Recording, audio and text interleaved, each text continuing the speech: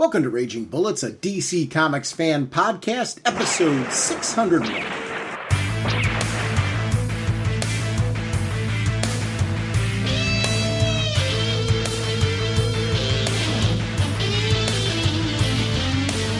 Welcome to Raging Bullets. I'm Sean Whalen, drnorge, and I'm joined as always by my co-host Jim, the sensei of the whatnot, the Duke of the Sultan of Strategery, the indestructible, bridge-defying, knows his singing voice is more dangerous than the wrath of the fiddler. So says the elder statesman of the podcast, Segulin. How's it going, eh? Jim, on this episode, we're going to wrap up our two-part anniversary discussion on the JSA JLA crossovers with Justice League of America number 183, 184, and 185. Sponsoring this episode, like always, is DCB Service and InStockTrades.com. Jim, what is going on over at DCBService.com? We've got a really cool Halloween special, one-shot. Are you afraid of Darkseid? 40% off, only $5.99. Plus, we've got Aquaman The Becoming, issue number 1 of 6. It's a limited series for Jackson Hyde, so bringing his character back. Also, that's 50% off, only $1.99. So thank you, DCBS. Over at InStockTrades.com, they have so many amazing deals, but I want to highlight one just because we've been talking about it the last couple episodes. If you don't have these books, the issues that we are talking about on this episode aren't part of this collection, but the ones immediately beforehand are, the ones from last episode. The Justice League of America, the Bronze Age Omnibus, Volume 3 hardcover. $125 book. 42% off, only $72.50. This page count is 1,192 pages. Collects Justice League of America 147 to 182, Super Team Family 11 to 14, DC Special 27, DC Special Series number 6, Secret Society of the Supervillains 15, DC Comics Presents 17, and Pages from Amazing World of DC Comics number 14. It's an amazing collection with a vast array of talent. These stories, the ones that we talked about last episode, leading up to the issues that we're talking about this episode, are collected in this amazing omnibus. If you have not been picking up these omnibuses, they're terrific collections, full color, hardcover omnibuses. Just an amazing way to get this material if you didn't get it originally. And I want to thank DCB Service and InStockTrades.com for continuing to support our show.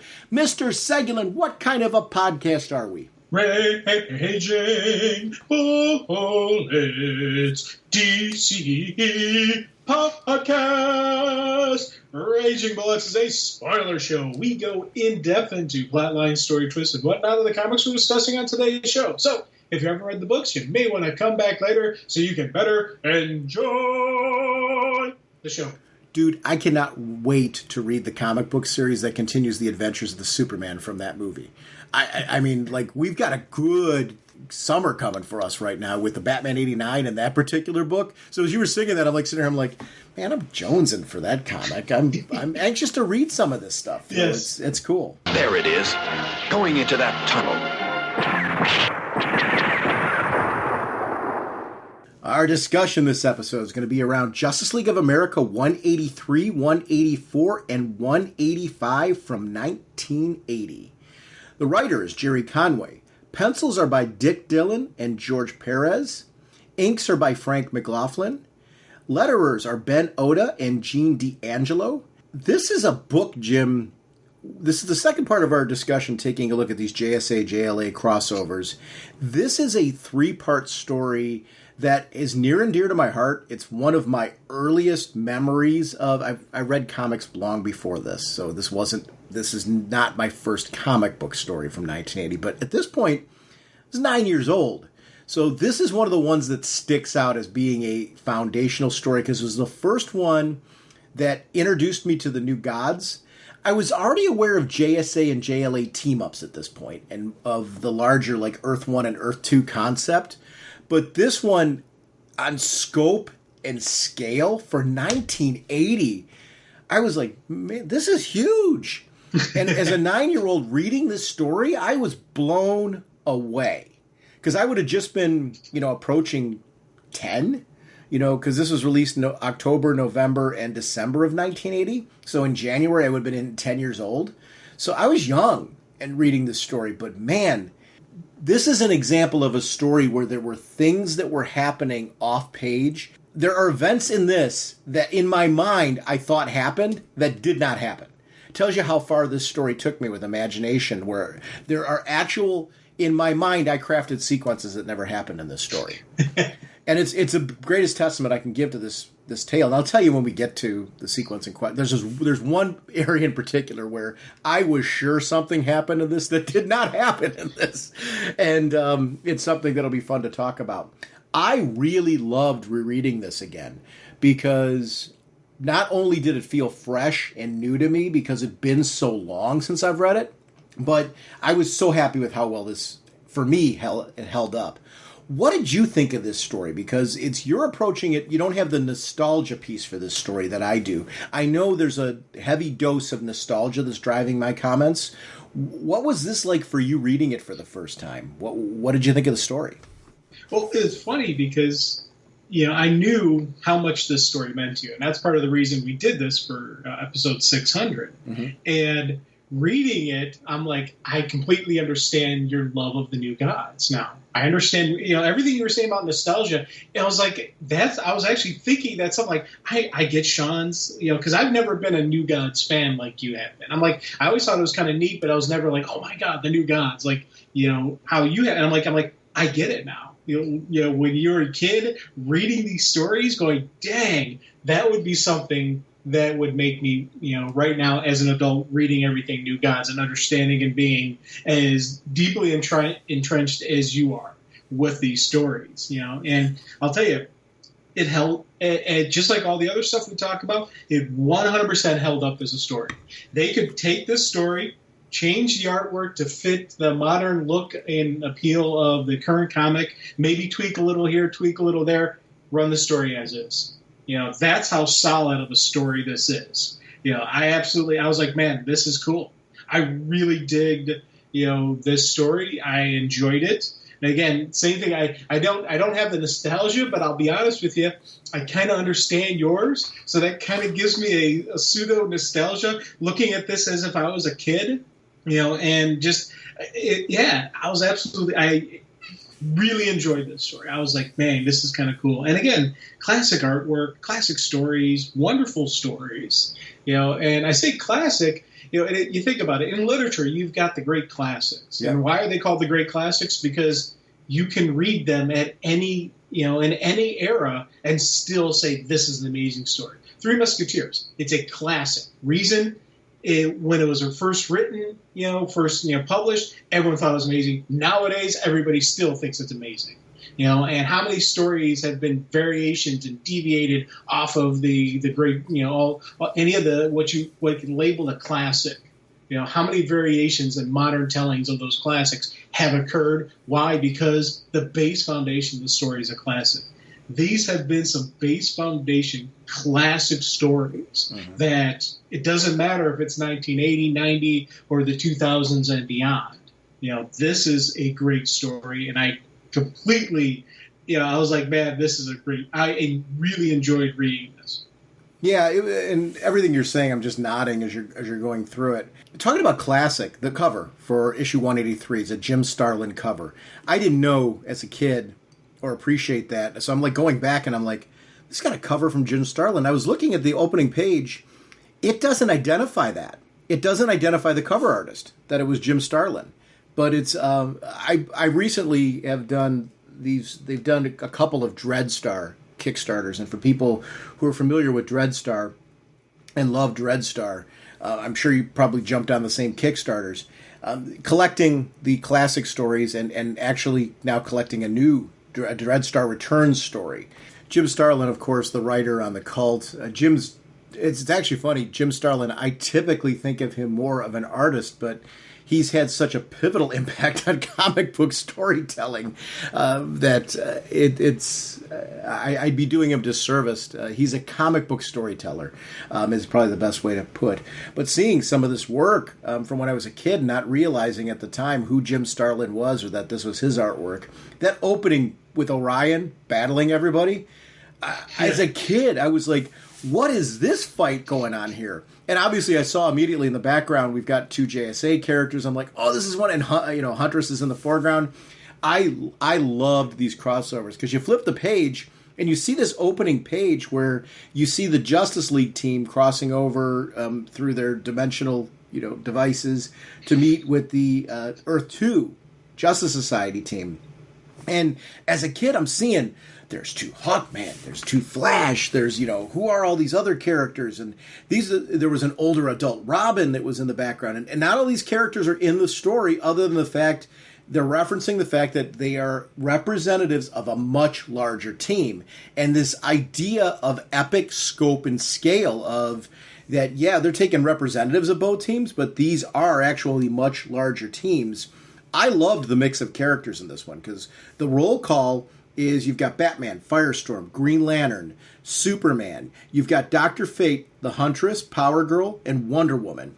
And then from the New Gods, you've got like all these New Gods characters that I didn't know at this stage. Some of them I was familiar with from like DC Comics Presents and Brave and the Bold, but I did not know them in this context, where now you're seeing a Jack Kirby crafted world that is being held before you, and these heroes in awe of what they're seeing.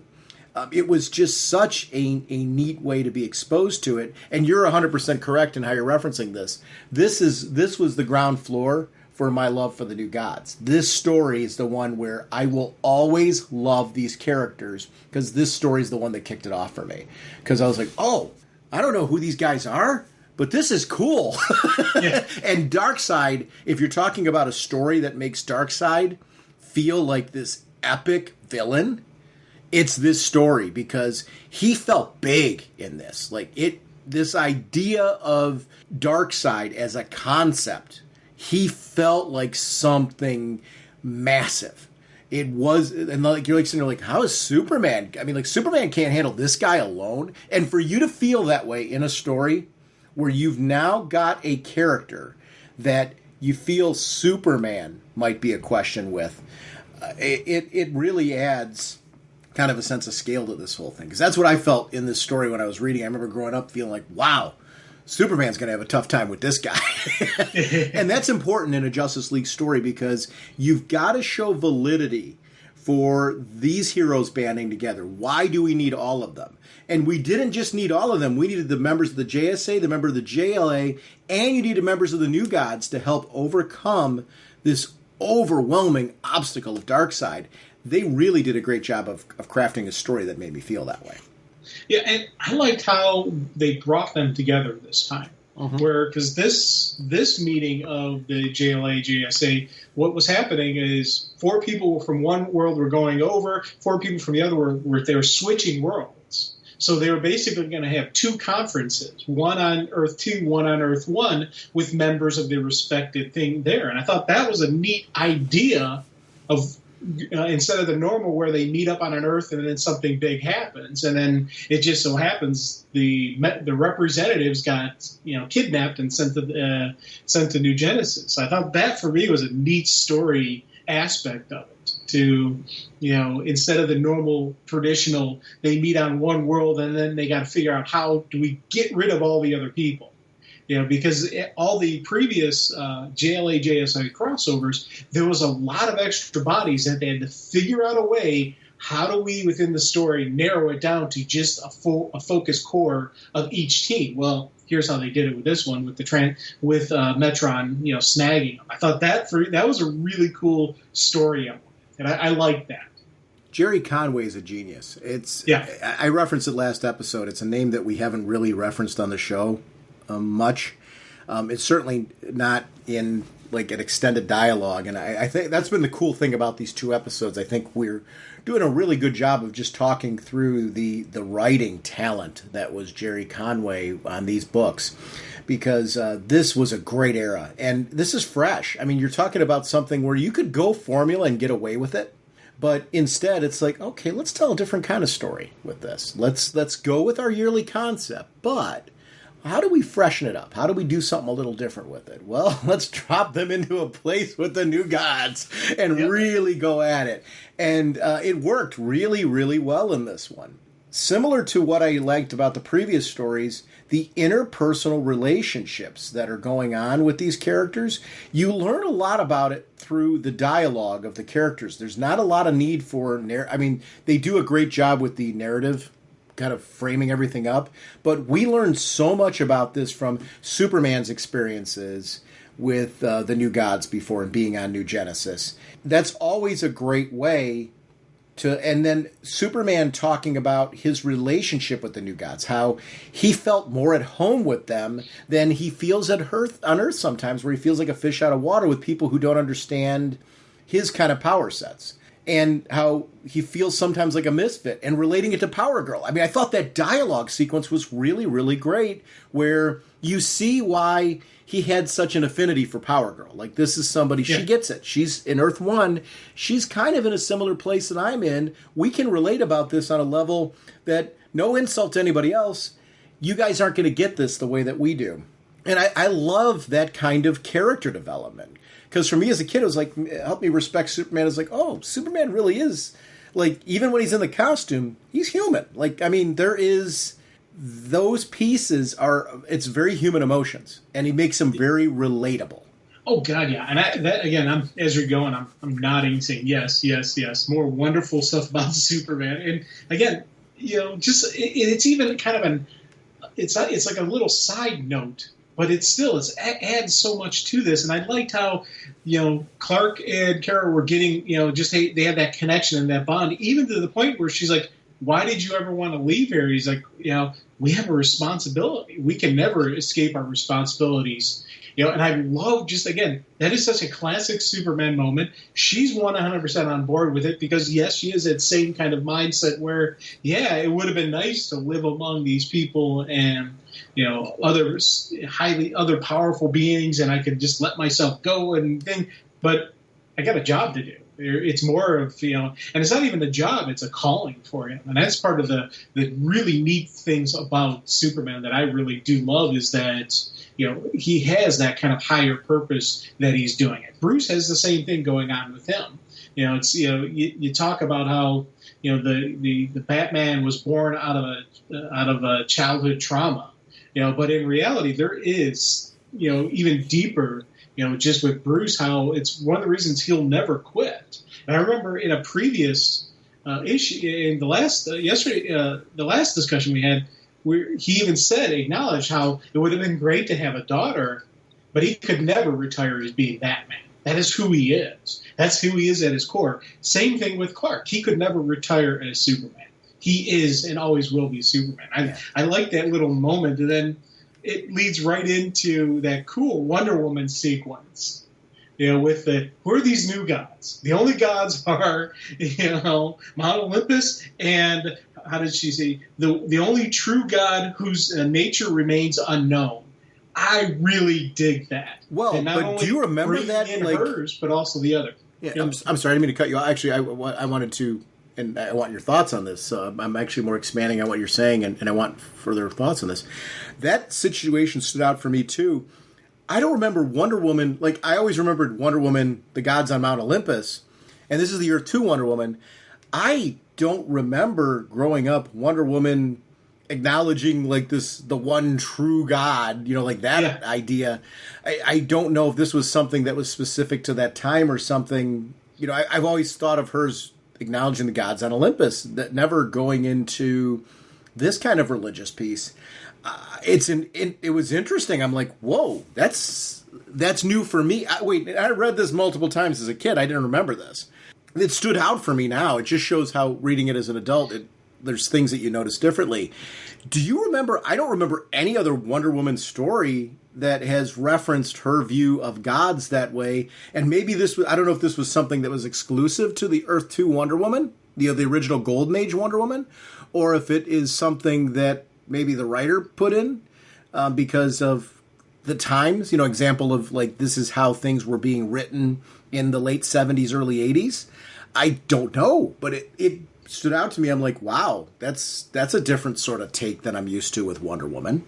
Oh God, yeah, and that was the thing that kind of really got me going. Oh, that is neat. And like, yeah, I've never read a story where Wonder Woman, acknowledges the one true God. Mm-hmm. And that, or even I don't even remember too many stories where the other heroes acknowledge it, and some of them have worked with an angel. An angel was on the Justice League for a little while, and I don't even remember really going. It always seemed like something that the writers and the creators kind of dance around. If you think about it, and I thought that was kind of neat that they threw that out there. That's acknowledgement right there. And I thought, I was like, that is kind of cool. And it was, it's funny because you think about it, with the gods of Mount Olympus, with the new gods, with, God, in comic books, there's so many different, it's like the term God is thrown around a lot, and some of it's associated with very extremely powerful aliens. Some of it have a supernatural religious connotation, and I think comic books have always, they don't want to be too heavy on the religion because they don't want to turn some people off. They don't want to offend people. They got to do this fine dance, and it's interesting seeing a book from 1980 who just said, "Nah, we're doing this." But to be honest, they didn't. It wasn't even one of those heavy, explanation heavy things. They stated it and then they moved on, and I thought that was a good usage of it. And it was kind of neat seeing Wonder Woman, because of her connection with her gods and because of everything that she goes on with. That was a neat thing for her to say. It is. Here's the thing: I'm not going to criticize it for the time because I think it's an interesting topic, because I think we could go down a whole rabbit hole with this as far as whether or not it fits Wonder Woman. Like it did in this story, and I'm sure in the context of the time it fit. But this was an example when I was reading it, I'm like, wow, that is really a sign of the times that this was written in versus now. Because I don't think she would have acknowledged this. I think she would have left out the one true God now, because so much of her background, her lore right now is her being from the gods of Olympus. And I don't remember any reference to her referencing a one true God, because being a part of that hierarchy at all in her thought process. Now, that may have been very commonplace in the 80s with the Earth 2 or maybe even the Earth 1 Wonder Woman. I don't know.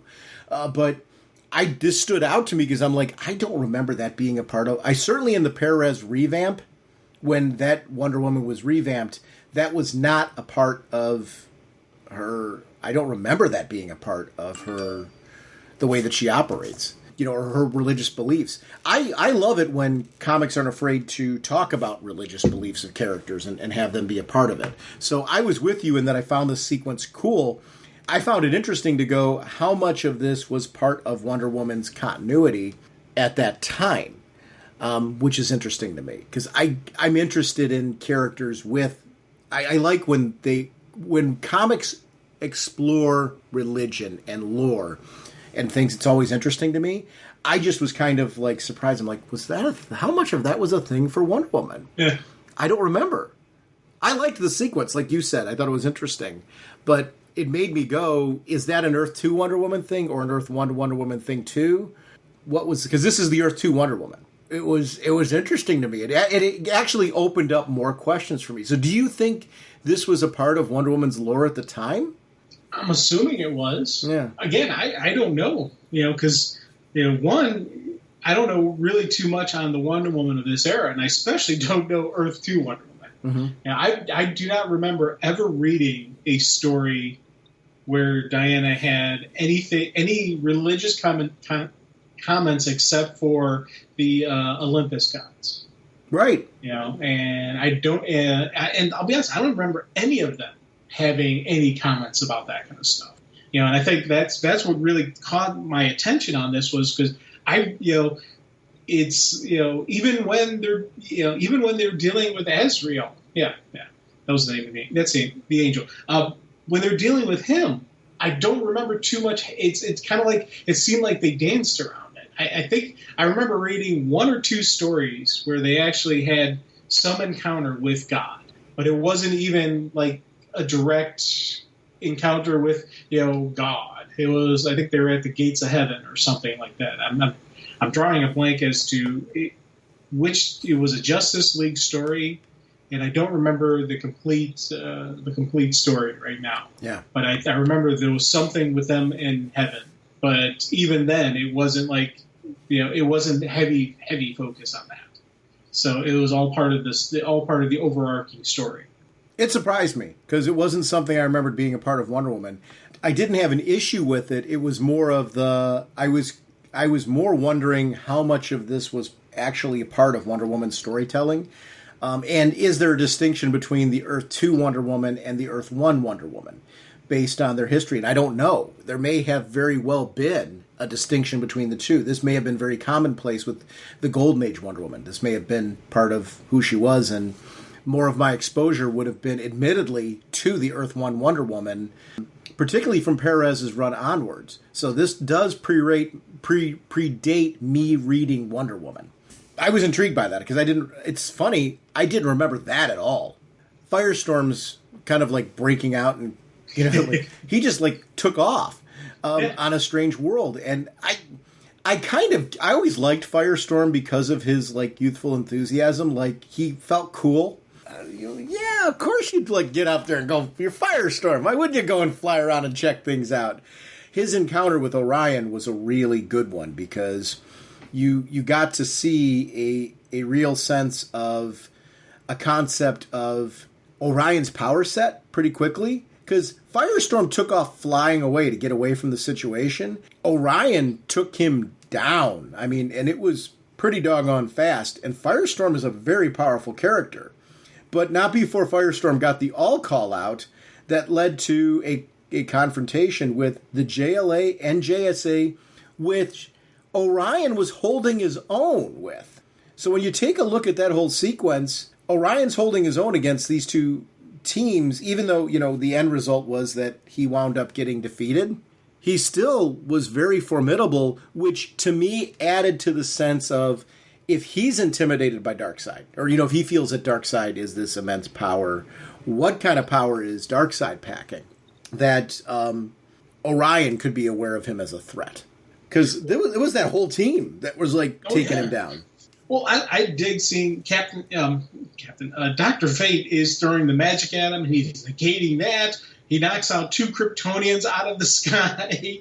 This is some serious power levels. And I thought that, for me, was a really cool, sequence. And again, I love seeing the Bats work together. I love seeing Huntress and Batman work together. Yep. I said it last time. I'll say it again. I would read a book that's, Earth 2, Huntress, and Earth 1 Batman. I would read this story just because these two work so well together, but they've got enough of a difference in personality that, and I would want it to be Earth 2 Huntress versus Earth 1 Huntress, this particular character, because I think she and this Batman have that, really neat relationship, and it's kind of cool seeing their tag team together. And then in the end, a punch from Wonder Woman, Superman, and a magic blast from Dr. Fate is what it took to knock him down. That's some serious power levels. Yeah. And it says a lot about the power of Orion and what all that looks like. And it was given a nice amount of space, where you got to see him actually making moves on these characters, where he was stepping up against Superman and Power Girl, and he was holding his own against Dr. Fate. It was nice to see him have some offense that it made him seem that much more powerful. It was good to see our heroes have to team up together to take him down. Again, showing this teamwork mentality that you were talking about. It was cool. Then we see the Matron, Mr. Miracle, and Barda, and Oberon. These are characters I'm sitting here like, who is that? And who is that? And that is cool. And he's in this Professor X kind of chair, and what's going on with him? I'm linking some of the things I like about these characters to characters that I was already digging and reading at the time. Yeah. But it was like, wow. Mr. Miracle I already knew loosely because I'd read in other stories. It's kind of like when you read a character in a team up and you're like, okay, I kind of understand the concept of this character, but I've not spent enough time with him that I really understand him. I was in that kind of place with it. Metron comes in, and I love that these people have chairs and powers and things where we can make everyone feel better all of a sudden. I need that chair, right? Or you can yes. Yeah, Firestorm's like just fine all of a sudden, which was kind of cool. But they covered a lot of lore in this because there's this idea that because of Orion's background, he has this, Darkseid's his dad. He has this, demonic-looking face, but he uses a mother box to kind of control his heritage and conceal it. So that way, he has a much more pleasing, more heroic look to him. It's kind of an interesting boy. You could go down a whole little headspace of that, right? Yeah. He's got to hide his parentage so he doesn't scare people off. Got to remain calm. What an interesting sort of concept to talk about. Well, and again, big time. I like the fact that it wasn't just a physical concealment, but it was part of it. He had to recover his reason. He had to get his mind back squared away. He had to push down basically, the darkness, and bring back the Orion, the man. And I thought that was a neat little twist to it. So it wasn't just a physical concealment. Orion wasn't completely rational in dealing with this. And later we learn he blames himself for all the bad stuff that has happened to Genesis, which pushed him over the edge. And that's what, initially created, the monster. So I liked, again, that was, you do notice that and you do think about it and you do wonder, whenever I read stories from the 80s and whatnot and all the past stories, I always do wonder, is that something that would have been as well received nowadays? The fact that you have to physically change your appearance to make yourself less scary and this, that, those type of concepts, could that have worked? And would that be as accepted? Because, it's, there's a lot of different ways this could have gone. And, I personally like the story. I like the storytelling aspect of it. I like the fact that, because of, his father is Darkseid, he does have that darkness in him, but he can push it down. He can repress it. He can be, a good guy instead of the monster, and that's kind of neat. Don't you think that there's room to expand on that though? Not throw out the concept, but then to take it to the next logical places you go to address some of what you're talking about. Because I think it's an interesting character to talk about now. Because you're right in the sense that just leaving it at that probably nowadays would not be such a great thing. But there's a story to be told there, right? And I know they did explore that further. Orion had his own series and thing. I haven't read everything with Orion. I read the Kirby New Gods stuff, but I didn't read everything with Orion's had other series written by other great creators that I'd actually liked. This had me intrigued to I kind of want to read some of the New Gods stuff that I haven't read yet. Yeah. From other creators who've taken these concepts. So there may be an exploration of that. But to me, some of the psychology behind that and the acceptance behind that you're talking about, I think would make a good story today. You know what I mean? Where instead of hiding away from that, let's embrace that and talk through that and take it to a really cool story that starts to address some of that. I think that's where these characters have legs. That's where these concepts can be taken further. It's okay, maybe the way to deal with that is not get rid of the character or the concept. It's let's explore it further. Let's make it into a whole series that through the storytelling we can explore some of that. Because I think there's a lot of fun when you get into the headspace of a character and really find out what's going on there. Because I think there's an emotional piece to Orion that's always been fun. And that part I do know from my storytelling. It's your dad is Darkseid. And you're part of this exchange between the Highfather where you are being handed over to the Highfather is handing over scot-free in this exchange where you're both being raised by the other person respectively, and you are ashamed of your dad and his background because you've embraced the life of the New Gods and being a part of the Highfather's people. Now you have to deal with this shame of, is it nature or is it nurture? What makes you who you really are. And I think there's stories that have been told about this with Orion. I think there's a contemporary story to be told with Orion about this that's really, really cool. So it's an interesting character, and I think you're right on everything you're saying. As you were saying that, I was like nodding. I'm like, no, Jim's right. This is like, it's a different concept for today to explore, and I think you would explore it, and you have to explore it in a different way that doesn't throw out the window the core of what's made the character cool. I think there's a different kind of exploration for it that is more contemporary. It would be interesting to see. Well, the thing I would love to see is, could he control the monster without physically changing his face? So he keeps the look of being the son of Darkseid, but still be Orion, the man. Can he keep, does he have to go back to the more heroic looking, or can he keep that and, still be the rational man that he is? That for me would be the story and the exploration of it. I think that would be a neat thing if they haven't done that. I don't know if they've ever done that, or if they've ever had it where he can or not. And that's, it's funny, this story has got me motivated to read some of the New God stuff that I have. I keep saying, I'll read it. And I never really sat down and actually focused and read it. But I'm actually starting to now. And it's kind of like, again, I understand your love for these characters, because I'm like, okay, this is kind of neat. So I'm starting to dive into the New Gods. So, that's the kind of stuff I'd like to see with him.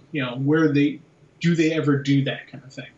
And it's an interesting way to get introduced to them, where you are being told the story like you're sitting there with the Justice League hearing the story.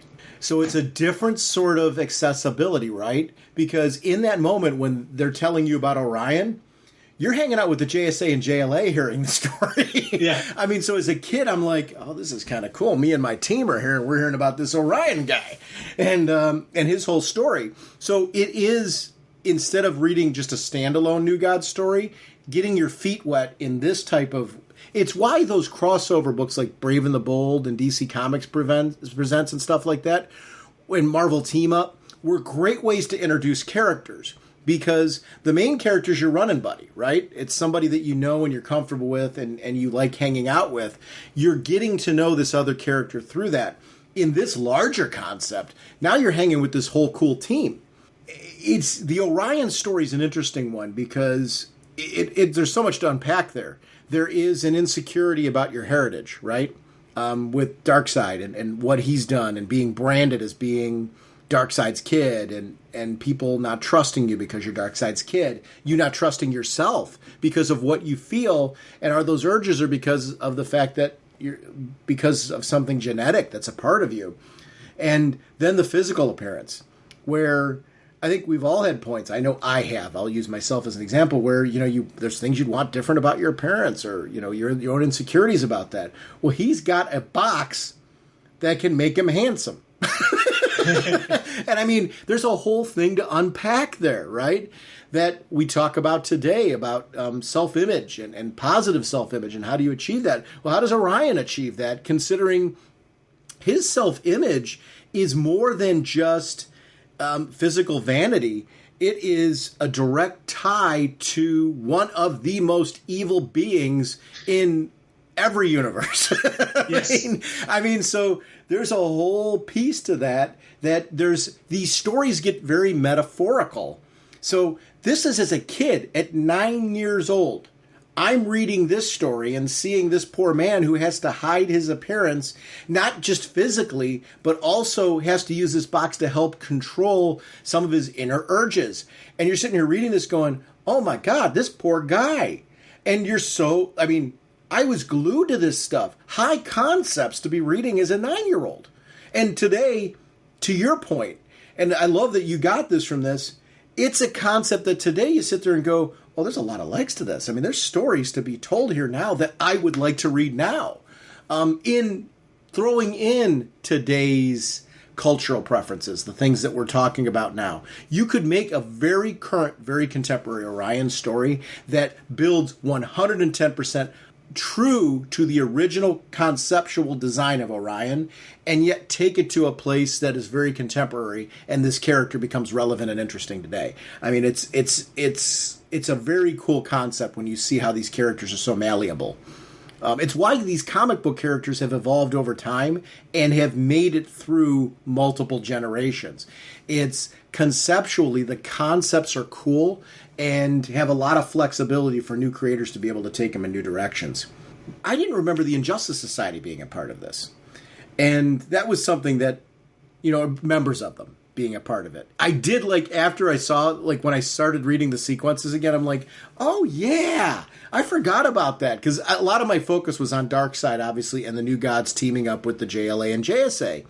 I naturally remembered, things like Granny Goodness and people like that, and I didn't remember that they were part of his team. But talk about characters that give you this sense that Darkseid's something bigger, because they felt very small in comparison to him. And you think about it, these are characters that traditionally stand toe-to-toe with our heroes. So when they feel small in comparison to the big bad, it adds this sense of overwhelming danger to the big bad as well. I thought that was a really good vehicle to make Darkseid feel even stronger. Because again, at entry level to Darkseid, you got to give me pretty quickly a concept why in these 3 issues, I've got to believe this is a bigger level of danger than anything I've seen before.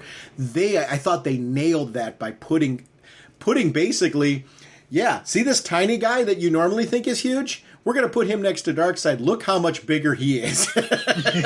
And from a standpoint, there was no comparison. And I thought that was really, really a cool usage. I was glad to see the Injustice Society being brought into this one. Well, it was funny when I was first reading this. I see the Injustice Society of Earth 2.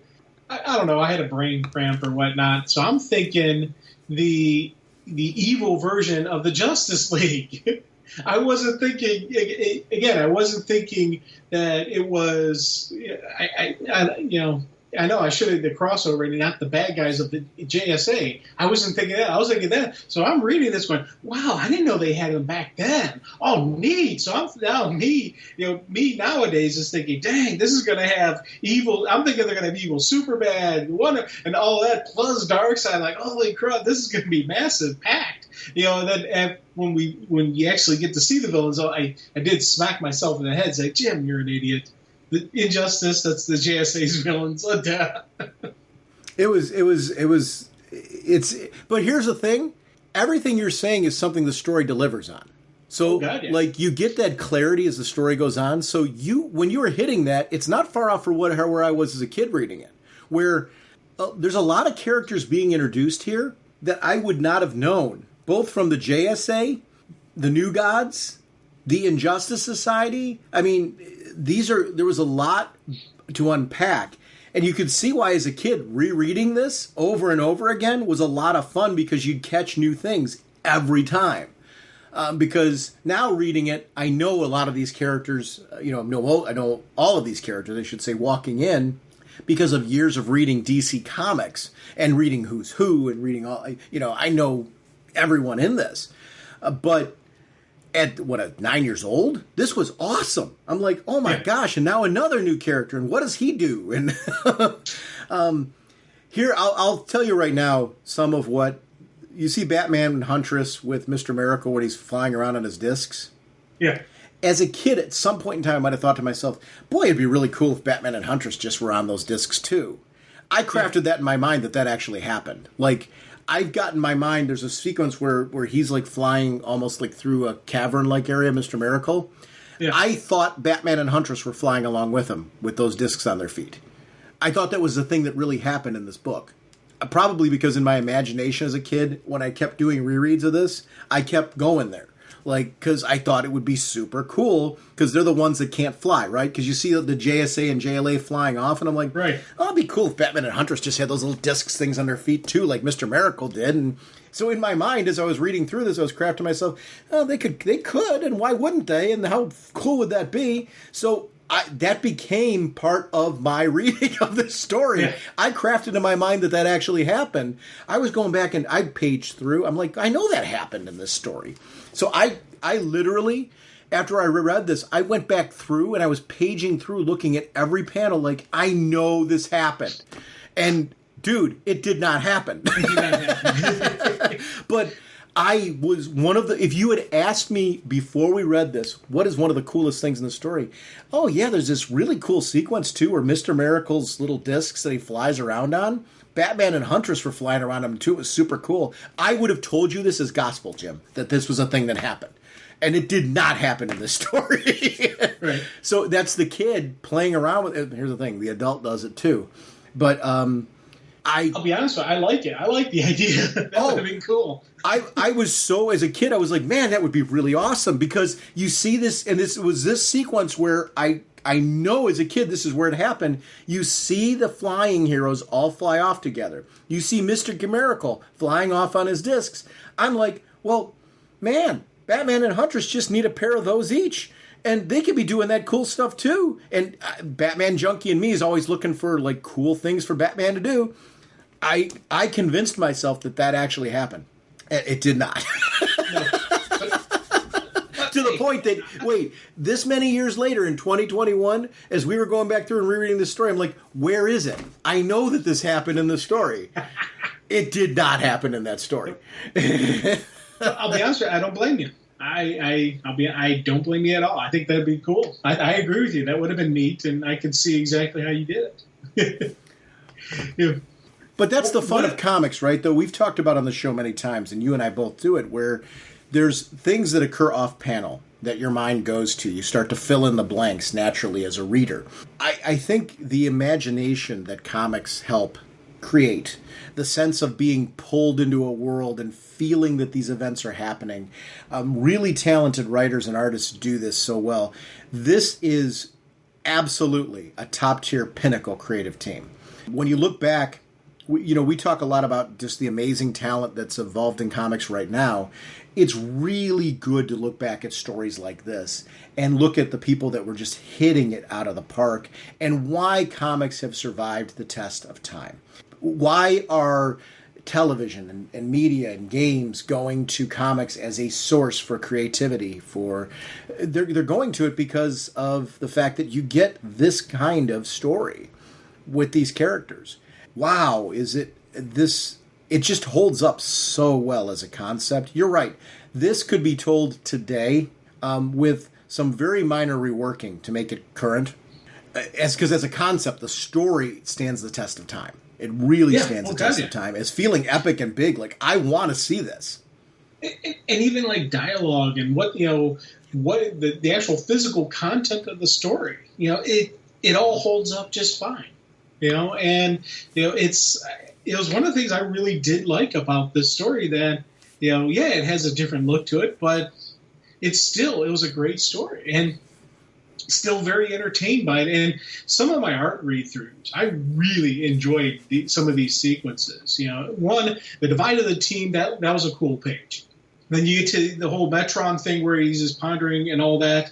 But the Team Bat and Mr. Miracle sequence, that fight sequence was absolutely wonderful. Yep. I loved it. And I liked how in the one panel you can see the shadowy images of them hidden in the background as the guards are popping out. Because I'll tell you, in my initial read-through, I didn't see them.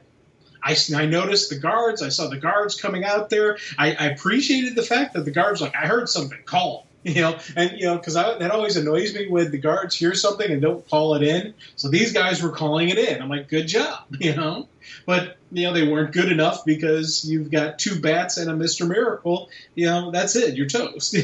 But, again, beautiful artwork where on my art read-through, that's when I noticed them. I'm like, oh, that is so cool how they did that. And then you jump into the action sequences. And once again, it was just a great way to... One, fill us in on the story about what happened to Darkseid, why Orion blames himself for it. But it furthers the past as well as the current story. This was solid, good storytelling in that it really gave us what we needed to know. And it's that beautiful balance of how much of my current story do I have to spend telling the past story. And for somebody who, you don't know Mr. Miracle that well, right? in this story, you're getting the story told by Mr. Miracle as Batman and Huntress are hanging out with him, and you're hanging out with Batman and Huntress. In a very street-level sequence where you're like, this makes sense why this team split up this way. We're taking advantage of the skill set of each grouping of characters and making a plan that utilizes their abilities to the best possible extent instead of having Batman flying around on somebody's back or, being carried. It's a very street-level sequence that uses their skill set and talent, and being teamed with Mr. Miracle based on what his power set are and his skills makes perfect sense. This is a great group of three that are going through this. You get to know a little bit more about Mr. Miracle this way, and your point, the history and the lore here, so that as these sequences continue, it's really, really cool. I love that we flipped for this to the sequence with Orion and Dr. Fate and Green Lantern and how they were infiltrating. Yeah. This sense of scope, of going in this death world, because there's a danger at every turn in this story. So I felt like I was gripped by every page, and I still am. As you're going through, I'm like, wow, man. And then these three are sneaking in, and there's danger with them. Because, wait, Dr. Fate and Green Lantern, those are two guys that are no pushover. And I felt like those two guys were sneaking into a sequence where the only way they could get in there was to sneak in the way that they did. They had to do it because of the overwhelming numbers that they were dealing with. It was really great to follow through in this sequence, this quest to find the prisoner, who turns out to be Highfather. And I didn't know who he was. Was I intrigued as the story went on, because they made you, that Dr. Fate cut open that opening, Green Lantern's shining his ring, and his reaction of that sequence where it's, oh my lord, and you don't know yet who he's seen. What a brilliant storytelling technique. Leading you in, building the anticipation, getting you interested in something that on paper otherwise, because you don't know the character, you might have otherwise gone, okay, who is he and why do I care? They forced you to care by telling you the story in a way where, it's brilliant, right? They're making you believe this is the most important person in the world. Yes. In the storytelling crafting of this.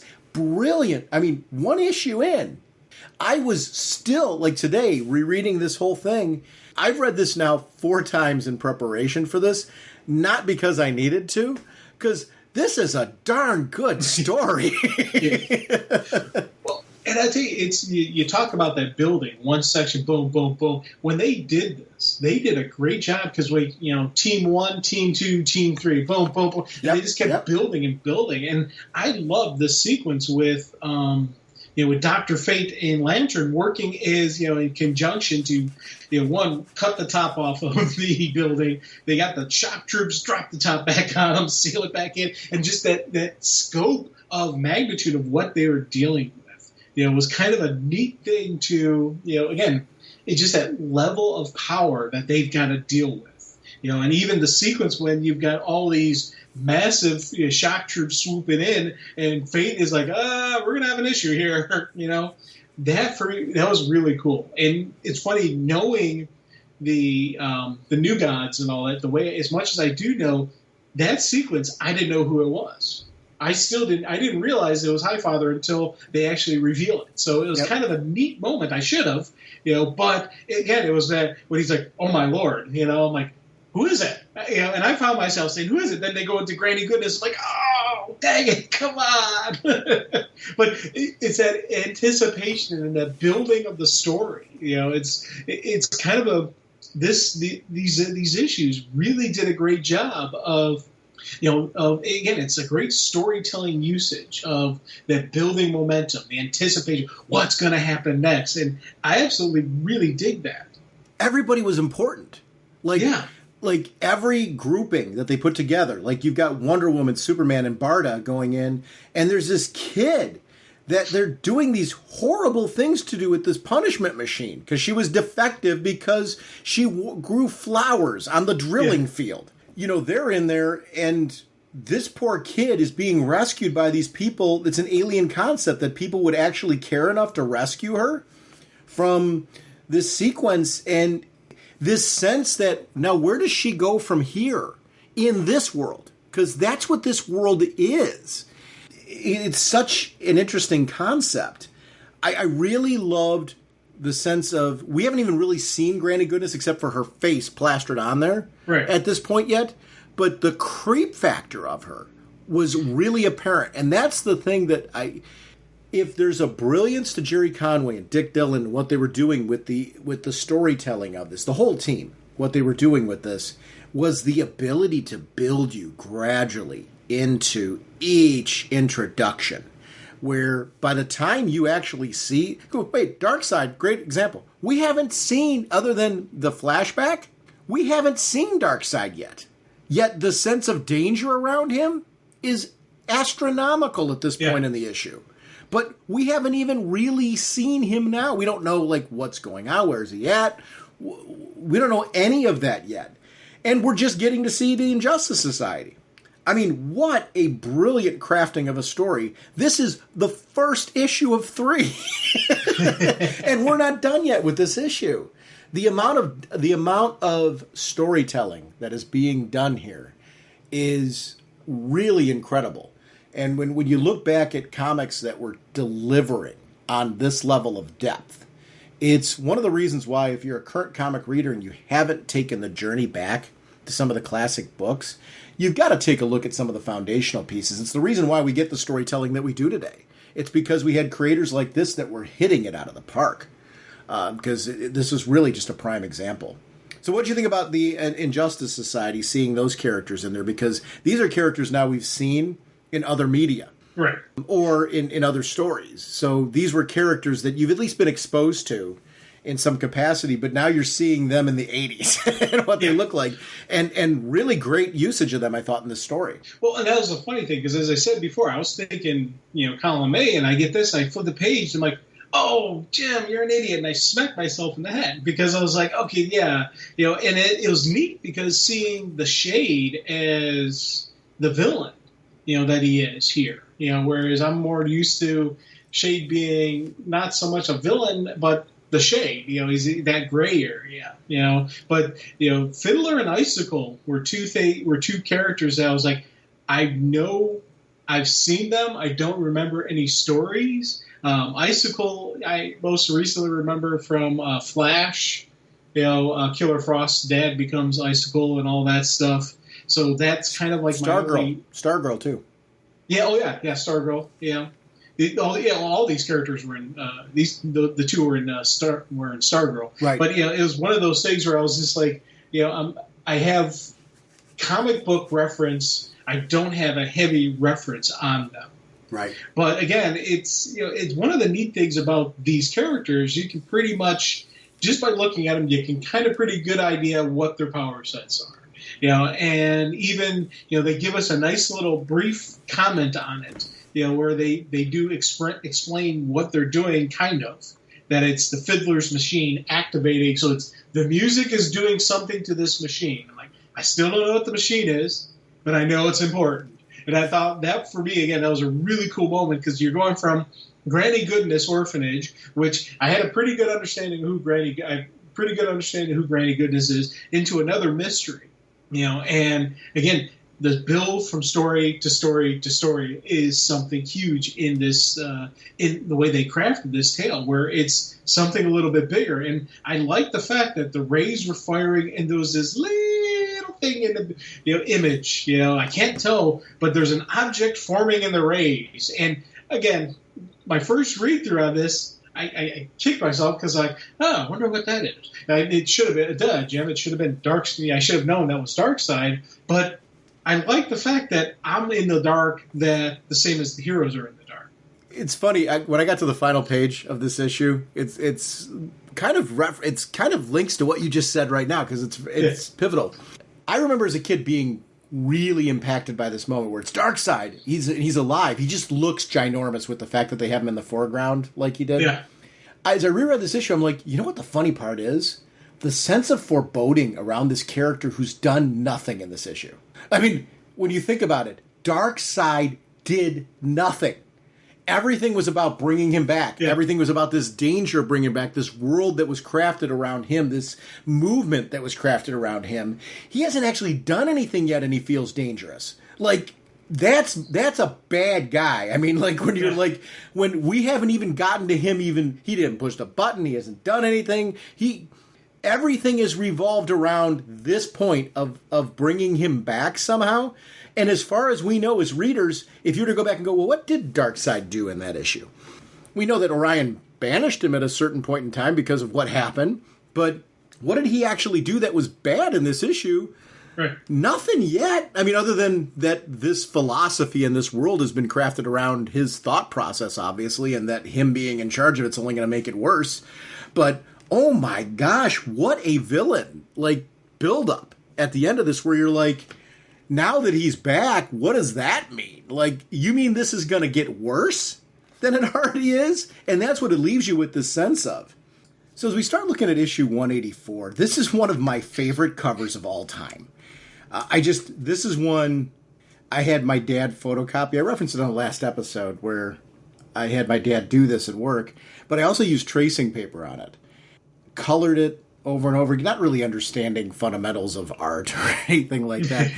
It was just me as a kid trying to be more interactive, trying to be more a part of, the comic book process.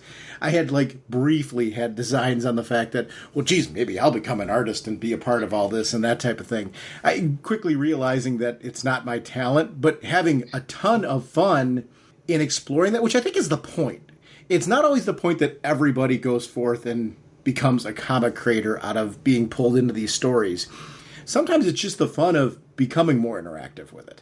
Being able to, so I realized it quickly that my role is really be a fan and to just enjoy comics and everything that they are and be very happy with that and let the creators who are out there, the people with true talent, and true passion to the creation component of it, really go ahead and do that.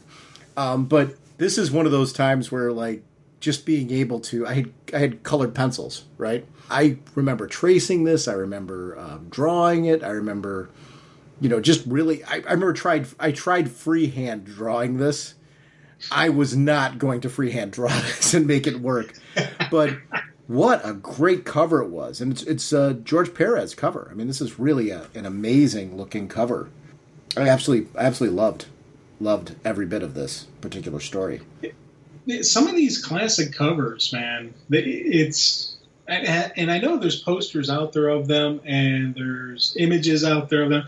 This is one of those where this one, the last one, and the next one, those are three. I'd like to see them put those together, and actually, sell that. I would buy that in a heartbeat, because again, everything you said about just that look to it, just that, taking you back to it. And I'm like, man, again, I can completely understand where you're coming from. If I had been, if this had been when I was a kid, I probably would have done the same thing.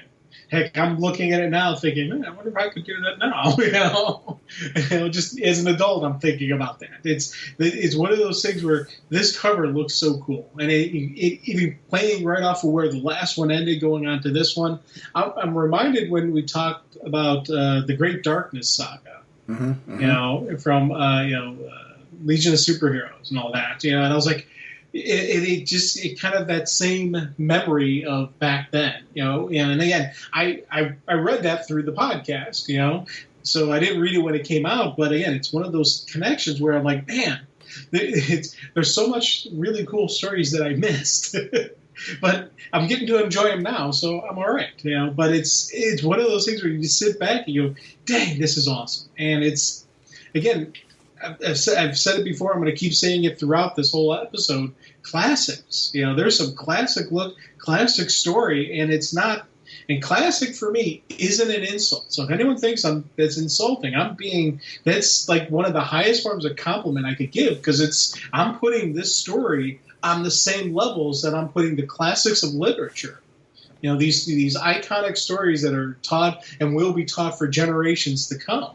I put the level of this story, this artwork, and it's not just the story. It is the physical, the images, as well as the story being told on the same type of level that I would put those stories. And it's one of those things that where comic books really can take it to another level of just like, this is, if you're a comic book reader, this is one of the stories you should read, just because it has that monumental level of that. And again, this story has got me motivated to read this JLA, the JSA. It's got me motivated to read the New God stuff. So present day society has me going, I want to read some of this stuff. I want to go back. Let me look and see what happened. After our last episode, you and I both immediately picked up books. We went to the to the DC site, the DC universe. We were looking, okay, what issues are available here? We immediately jumped into going into that mode because of those stories were so good. These stories are doing the exact same thing for me, so it's kind of neat. Well, and it took them years to even do a story that followed up with the cliffhanger of that. Yeah. That was crazy. So we jump back into this story, and we kick off right where we left off with, and I really love when they do this opening splash page first, actually, I should say. All the heroes from all three worlds, I should say, looking onto this imposing threat, giving you a quick little recap on where the story was going, because it did happen more often than not where you needed that if you didn't get the initial issue that kicked off this story. So then you jump into Darkseid being powered back up, and again, this sense of scale. He is massive in relation to the heroes that are there at the scene.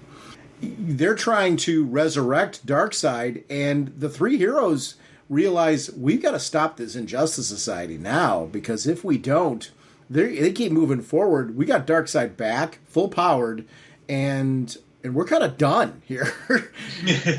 So it leads to this really cool opening battle between the Injustice Society, Power Girl, Firestorm, and Orion. That was, I thought, just a really awesome opening battle where you see the heroes lose, which was something that added, I think, a greater sense of danger as well, because these are arguably three of the more powerful heroes on this team that are taken down by the Injustice Society and those moments.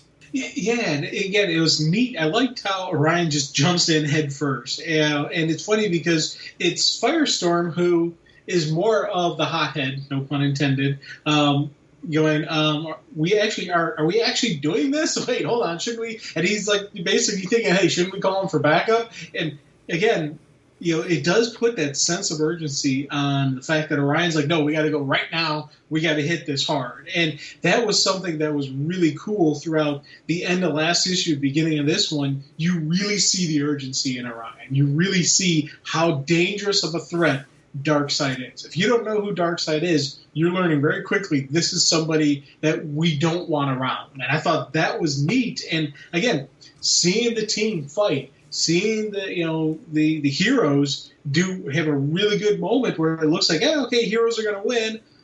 No, Fiddler steps in. And I liked seeing the fact that it wasn't a quick and easy victory on either side. This took a battle. The heroes got two of the three, but that third one basically caught him on the blind side, with his fiddle. So that for me was a really good way to show how powerful the villains are, how powerful the heroes are. Nobody lost anything by losing. And then we get back to, okay, oh yeah, let's bring back the unholy monster. Great usage of these characters, great play out of the action sequence. And again, this was some really cool looking artwork. I really liked the scope and the scale, the motion, the combat, everything that they capture. What was interesting about that sequence, too, is it's funny. We sometimes go over the top with referencing the call for backup and stuff like that. We make little jokes about it. But there's a point to what you're talking about there. And every time you bring it up, there's a reason why that's important to you. You've got to, in that sequence, make a split-second decision as far as, is this a time we call for backup, or is the urgency of the situation one where you take the risk, right? Because anytime you go into battle like this without making somebody aware of what you're doing, there's a danger to it, an added danger, and it's a gamble. It really is a gamble that you base on experience. There's a strategic gamble to this. As far as is from a strategic standpoint, does it make more sense to take the stand now, or do we back off and wait and get back up here and we do it all together? You could make arguments for both approaches to this particular scenario, right? I mean, especially with the end result, with where it goes. But I liked that I understood why that was even a debate because of the situation, right? That's where there's some reality to it. And that's what's fun about talking about this from a very real-world perspective. When you start trying to put logic on all of this, you go, okay, so does what they were doing make sense? Does the debate over it, to your point, make sense? Does Firestorm kind of go, are we really doing this? You know, and that type of thing. It added a human reality to this that I really, really loved and was very, very smart. I liked that the heroes didn't just all jump in and be like drones going, we're all doing this and let's go and we're all confident and yay, hurrah, go team, we're going in. There was some real discussion that like everyone had a different sort of feel and vibe as far as their approach. That's human. That's reality. That's when these characters start to become three-dimensional. Yeah, oh God, yeah. And it's funny because with this circumstance, I liked how they handled this. You know, I'm the big call for backup guy, but I understand why they did it. What was the sense of urgency?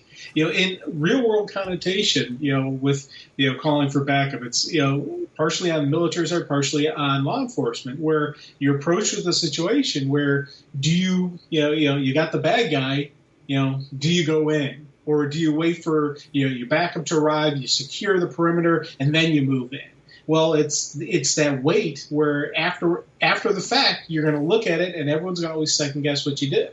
If you hang back, wait for, you know, support to arrive and secure the perimeter, well, maybe the bad guy will get away. Or maybe they'll entrench themselves so much it'll make it worse. Or maybe innocent people will get hurt in the process. So, but if you jump in and you go immediately in, then, you're being reckless. You know, you made the matter worse because now you're a hostage. Now you're in a situation. Or you just still didn't catch the bad guy. They still got away and you got hurt in the process. So there's whole other levels of when you need to go in, when you don't need to go in. And I liked how they handled this where Orion 100% was full on in. You know, the others said, yeah, we got to go because, again, you can't let Orion go by himself. You know, so you hit, you know, the three of them go in, and for a period there, it looked like they were doing pretty good. And I liked the fact that it looked like they were doing good until they weren't. You know, and just like in the real world, that's sometimes what happens. You know,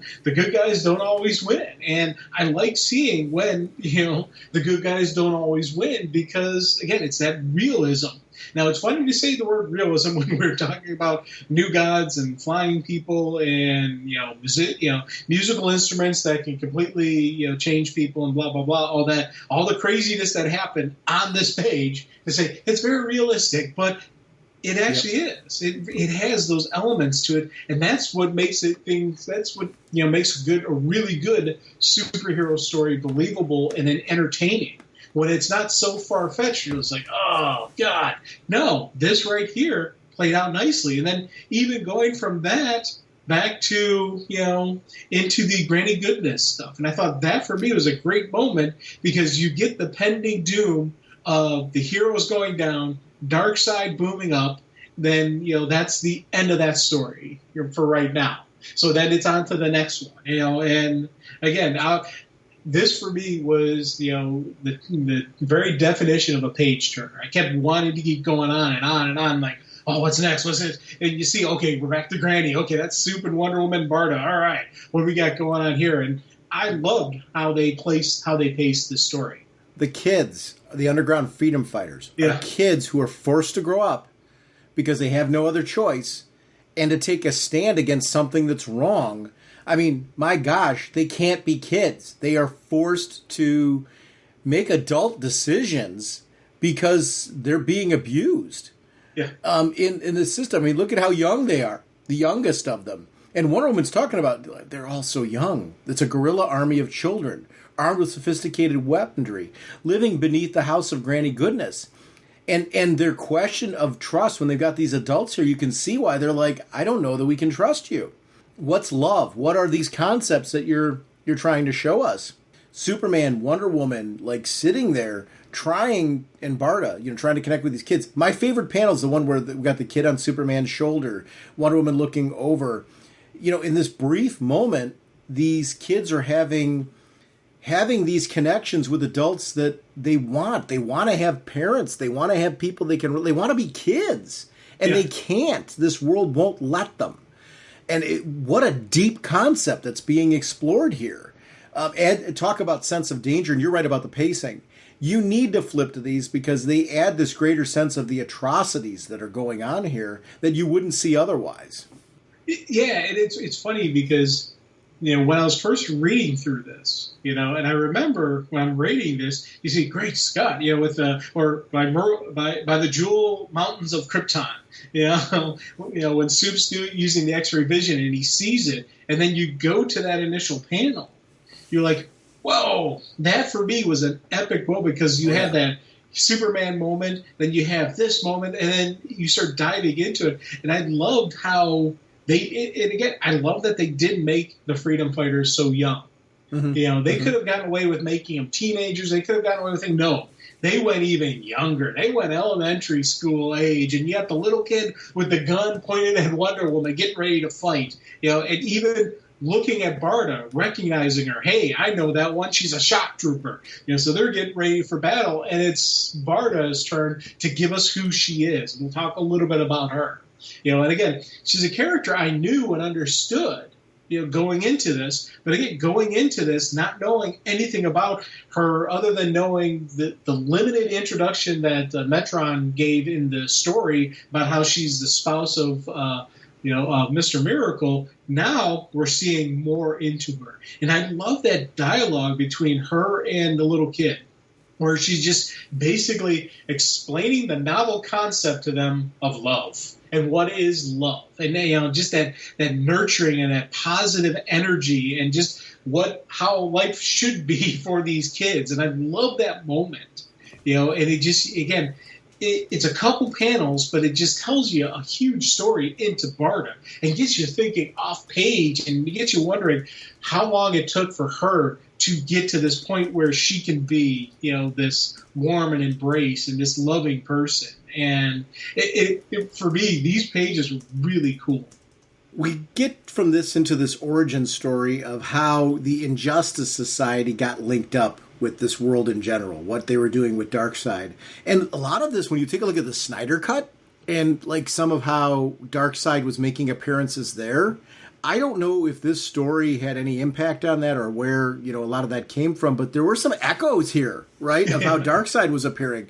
And I really liked seeing that now and going, wow, I wonder if any of this played in any way, shape, or form into the Snyder Cut tale or not, or just, even initial thoughts on the appearance of Darkseid. I don't know how much, really got pulled from comics, but certainly there's a history here that you can link to what was going on in the Snyder Cut. And you can say, this is another reason why I like the Snyder Cut so much, was because of sequences like this. I remember that was what Darkseid was like to me. He appears like this from the ground all of a sudden. It's kind of a thing with him and a danger. Again, in good usage of current pages to tell the past to bring us up to speed. Mm-hmm. And give us a little indication on who the Injustice Society is. You see a little bit of the infighting. You kind of see Shade being a little sneaky. Well, while my two friends are fighting, I will steal the money.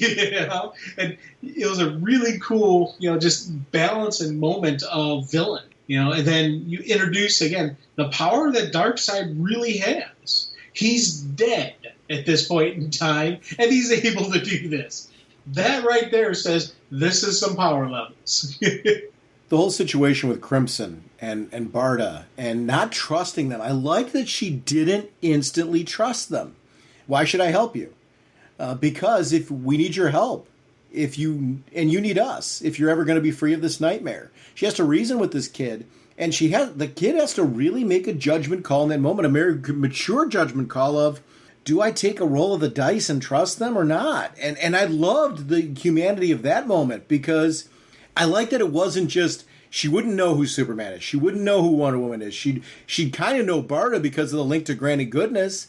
Have reasons to really question this situation, to question adults in general. And I liked the reality of that it wasn't just an instant yes.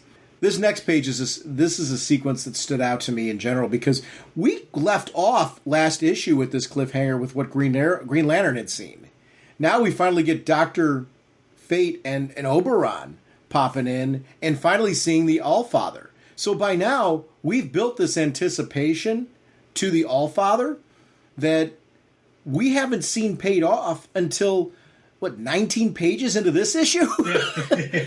And I did not know who he was when they revealed him, but he mattered to me instantly because of how. And when you see Green Lantern struggling to try to even free him, and how we knowing how powerful he is, even his intense concentration couldn't get him out. It took the magic of the combination of what he was doing with the magic of Dr. Fate to get the Allfather free, and knowing that he's depowered now. He is there as an advisor. He does have some power, but certainly is a shell of his normal self.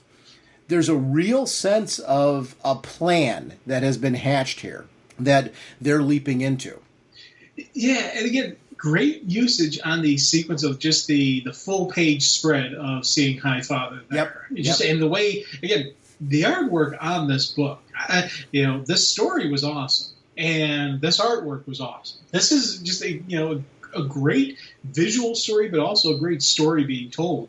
And it's one of those things where I was like, whenever I said all they need to do is a little tweaking on the artwork, I'm not knocking it. I'm just saying characters have different looks now. Is my only point, because this sequence right here, when he's hanging there on the page, just the way he looks and just the shock on everyone's face, and going then into where Green Lantern's like, he's like, hey, I did everything I could. I couldn't, I feel so helpless now. And I love you can see that look of kind of helplessness on the Green Lantern as he's going through. And even when Highfather gets released and he gets freed, and you do have that immediate, okay, things are going to go a little better here. We're going to start getting some power levels. And I liked how this sequence played out nicely into the bat sequence. And I was like, man, yeah, every time it keeps building, boom, boom, boom, because each group is now starting to rise up. Each group is now starting to get a little bit better. Right. Things are starting to turn around for the heroes. And I like that build. I like that progression. I like that done. Okay, come on. Let's go, guys. Let's keep going. Let's keep moving. You don't give up no matter the odds. Exactly. It's a really important part of this story. And it really was a very big sense. You can see, though, can't you see why I love characters like Dr. Fate? It's stories like this where I want to know more about this guy. This guy's cool. Like, what a great sequence. So this is one of the foundational stories for Dr. Fate for me, where I'm like, this guy's awesome, and he's teamed up with Green Lantern. Look how well they work together, and I want to know more about this dude. This is where my love for a lot of these characters came from. JSA, why do I adore JSA so much? It's these type of crossovers that made me fall in love with these characters. It's why they're so important to me. And that's at 9 years old. I was like glued to Dr. Fate because of this sequence. And my gosh, Batman, anybody who teamed up with Batman made it work. Yeah. Batman and his daughter. I know it wasn't his daughter from, like, truly his daughter, but this is the daughter from Earth 2. I'm like, he goes on, he gets married, and he has a kid, and this is the kid, and she's here, and look at how well they work together. Of course they work well together. This is his kid. What a really cool sequence. And her costume, boy, I got to tell you, that is a really cool costume design. It holds up really well when you're looking at the fact that this is, all the way back in 1980, we're seeing this artwork and presentation. And you're right, it's costuming. The costuming has evolved over time, so there's a different sort of costuming to these characters now. But this is George Perez artwork, and page after page of just beautiful, beautiful artwork and storytelling. It's a page turner both for dialogue and storytelling, but also just, and that's not, and I want to clarify, that's not taking anything away from Dick Dillon. There was a switch from the artwork from last issue to George Perez, and I got to say it's pretty seamless, and it's a testament to both artists and to the inker in the fact that they were able to keep a nice flow. It feels like this is all interconnected. There's no jarring change, which is pretty important to the tone of this story, that you feel like you're continuing the same storytelling you were getting in the previous issues. Because this story's epic, and it needs to feel like it has that continuity. And 100% agree with you. No jarring, everything flowing nicely and beautifully. This is, again, this story, really shows when you have the right creative team working together, you can make changes like that and not have it be dramatic. You just got to pick the right person to follow up the story, to do the second half. And they clearly did that. One, it's Perez. The man, he's a legend. So yes, it's going to be awesome. But it was, especially in this time period, he was the perfect choice to continue on with the story, because it wouldn't throw you off kilter. It wouldn't make things any, unusual or odd for you. And when this initially came out, there's a month between them. So, I could see, it wouldn't matter as much, but the way we're reading them right now, we went from one issue to another issue. Boom, boom. Seamless. Completely doing it. Seamless. Yeah. Mm-hmm. Yeah. Something that popped in my head, and maybe you'll know if this has ever occurred. Have they ever done this Huntress and the Huntress we know in a story together, the two Huntresses? I don't know. Because that would be a neat story. Bertinelli and Wayne, the two Huntresses. Yeah. I don't know. I would love to. I'd have to look back. For some reason, I feel yes. I feel like I read something like that, but I don't know. There's been so many crossovers and so many big universe-changing stories where there was opportunities for that. I don't know that ever happened. I'd have to take a look. That's a great question. If so, I'd love to reread it now. Because I more than likely will have read it, and I don't remember. I don't remember for sure. Part of me thinks yes, but that could be me kind of going, well, they've done everything else. Of course they did that. We go into this, we follow Batman and Mr. Miracle and Huntress to find out what the real thing is. He's looking to transport Apocalypse into the Earth 2 universe where there'll be no old gods or new gods, so he can take over the cosmos. But he wants to transport Apocalypse into the Earth 2 where the Earth 2 will be blown up. I mean, so then you're sitting there and you're understanding, well, I'm from Earth 1. I can go home right now. It's I'm missing a lot of television. And at this point in time, there's no VCR, there's no reruns. There's very little. You got to wait for reruns for things. Go and watch some TV. Huntress, you got this. You got this. You're on your own, kid. This story did not need anything else to make you go, wow, there's a big danger here. That kicked it up. It turns it to 11, man. Yep. And that was something that I really loved, how you're getting these good moments and things are starting to turn around for the heroes. Things are all right, things are going, oh no, we've got another big bad going on. You thought the big giant monster was worse. No, he's going to destroy the entire Earth. So good luck. It's an interesting sort of story because, there's a lot to now wrap up in issue 185, which is the third issue of this. Big, ambitious story. And it's something where, again, we hear a lot of creators' names thrown out from the past who've made a huge impact. And Jerry Conway is not one that I always hear in the same conversation. At least, I have, and I want to make sure it's in the same conversation here because, wow, was this a great, great epic, powerful and impactful story. Ambitious. I mean, what he was doing here with the whole team. When you go into issue 3, I mean, we're being brought in and brought up to speed by Metron, who is, telling us everything that's happening, but you're also getting a vibe for his problem because he sees things, but he's got this enormous weight on his shoulder of, I see so many elements going on here, and if I do something, if I tell them too much, I might cause the events from playing out the way that they need to unravel.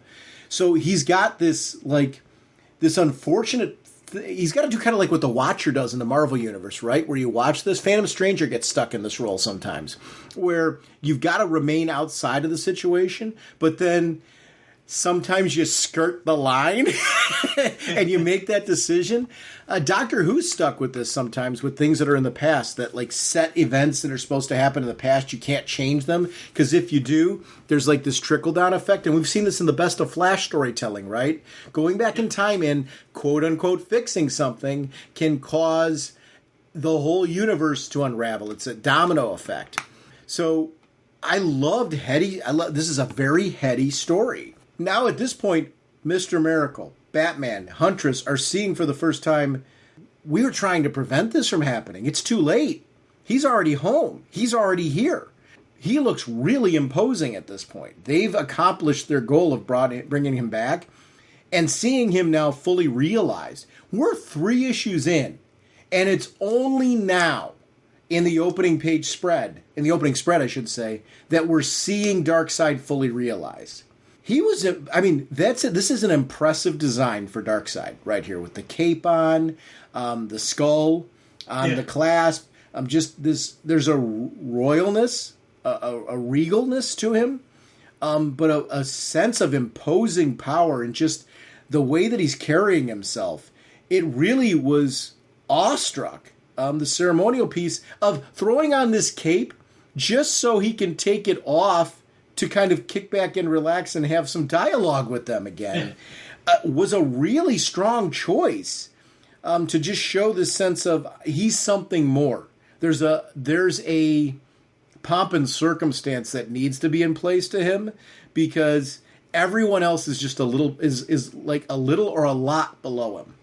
Oh God, yeah. And again, talk about just, you mentioned it, the regal presence and just everything that he brought about. And I loved that sequence where he gets the flower and he's like, yes, even a god may be affected by his own death. Yep. I shall never forgive myself for such weakness. I'm like, yeah, we got a big bad. And again, this is a really cool introduction to Darkseid, to what he's about. You see just that he's not just the monster. There is an intelligence. There is a strategery to him. There is a level of beyond than just big bad, break things. He has that energy, that effort, the X factor, that quality of him that makes him extremely dangerous. And we're already starting to get these little glimpses into him. And I like right from jump, we're seeing this stuff. So if you don't know who Darkseid is, you're starting to get an understanding that he's not a nice guy, but you're also starting to see he's got some major power to him. And I thought that for me was a really cool moment to say within like the first 2-3 pages of Darkseid, showing there is no compassion, there is no niceties with him. There is no, holding back. You got to hit him with everything you got when you got the shot. I love the fact that Darkseid admonishes them for quote-unquote freezing his son, but it really was, and these are the guys that brought him back to life. So there's no loyalty there. It's like, thanks for bringing me back, guys, but who are you to imprison my son? His anger was truly driven by the slap to the face of the fact that they imprisoned him when he didn't. Yeah. So I love that he's just kind of like, these jerks made me look bad. They're going into prison because of it, and so should Orion. I don't really care about him at all. The level of like this multi-layered, like it looks like at first that like, you don't imprison my son. This is the son of Darkseid. Who do you think you are imprisoning him? That wasn't it at all. It was the fact that they imprisoned him and he did it. Yeah. I loved that sequence. Now, what would have happened, do you think, if they would have killed them? Would they have gotten the same reaction from him, or, would it have been worse? Because this time, he just teleports them into the, Chamber 13. But if they had killed Orion, would he have actually killed them, or would he have been, oh, good, you killed the guy? No, it would have been, you did it without my permission. Because he wasn't driving it. So, yeah, no, they wouldn't have... there would have been something. He would have done something to them. I don't know if he would have imprisoned them still, or what he would have done. His whole, look, I can be merciful. I'm locking you up in prison 13. I mean, which means, like, no, he doesn't intend for them ever to escape or ever leave. Yeah. That's it. This is your home now. Consider me. How is that merciful? Well, it's merciful with mercy, with the air quotes around the word merciful. Yeah. The Batman and Mr. Miracle and Huntress lingering in the shadows and starting to plan an escape for the other three, I thought was really cool. I like when these teams start to converge and you start to see, opportunities for them to help each other, because you want to eventually start seeing them come together for the common good of, finally taking on Darkseid. We need to start seeing those elements start to move forward, seeing them come together. Again, these are our human characters, the ones that don't have your traditional superpowers that are incredibly effective in this world because of the fact that they're able to stick and move. It's not always about using powers. It's about recognizing what your strengths truly are and maximizing them no matter the situation. I loved this. As a kid, I was like, man, Batman and Huntress are cool. And this Mr. Miracle guy is not too shabby either. I mean, that was a neat team up. Well, and I liked how, the way they did that, where the shadow basically just comes alive. And, it was these three characters were the right team to put together. For reasons like this, for moments like this, where they all have that same similar skill set. They all have the sneaky, they all have the evasive, they all have that, the ninja qualities, if you want to call it. And I thought that was really neat. Same thing like with putting Dr. Fate and Lantern together. They all have that same kind of that massive power level. And again, same Superman, Wonder Woman, and Barda, they worked well together. It's that you have to have the matching power sets where they offset each other, and they work well as a unit. And I thought that, for me, was a really cool way they broke down these different teams and broke down the sides. But again, as you said, it's neat to see the teams start to converge. It's neat to see them come together, they're all recognizing, hey, we got the big bad. We got to, time to bring the team together, time to, circle up the wagons. We got to take them down. And I thought this right here was a great pacing on how they kept bringing the team further and further together. We get to see the Highfather have in this battle sequence with Dr. Fate and Green Lantern, where they're dealing with just a large amount of numbers. And Highfather's, he's at the point where he's like, listen, I'm not some feeble person here. I can defend myself. But again, he is weak at this moment because of what he's been through. We see him unleash an enormous amount of power there. And it was way cool to see it. But he tapped himself out in that moment. You get a real sense of the fact that this guy's a player. Like, when he's got full power, this is why he can hold Darkseid at bay when this is why they wanted him out of action, because he could be a threat to Darkseid. It just really added another layer to who he is, why you should care. It was a cool sequence. Wonder Woman and Superman and Crimson. Having that whole sequence where Crimson's a kid that's been forced to grow up. She's a kid that's had to do things that a kid should not be put in the position in. Murder, killing, because you're defending yourself and trying to survive, and them trying to teach her a better way. This isn't how we do things. This is how you can't do things. Her coming back going, why'd you stop me? Do you know what she and her kind did to us?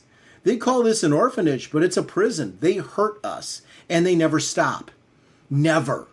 We're the lucky ones. We escaped, but the others, my friends, my sisters, they never got out. She has them, and she hurts them, making them obey her, hurting them. And she's crying in those sequences, like the rage. And it's like you're sitting here going, and Superman's like, you got to prevent yourself from being her. You don't want to, the self-fulfilling prophecy of being her.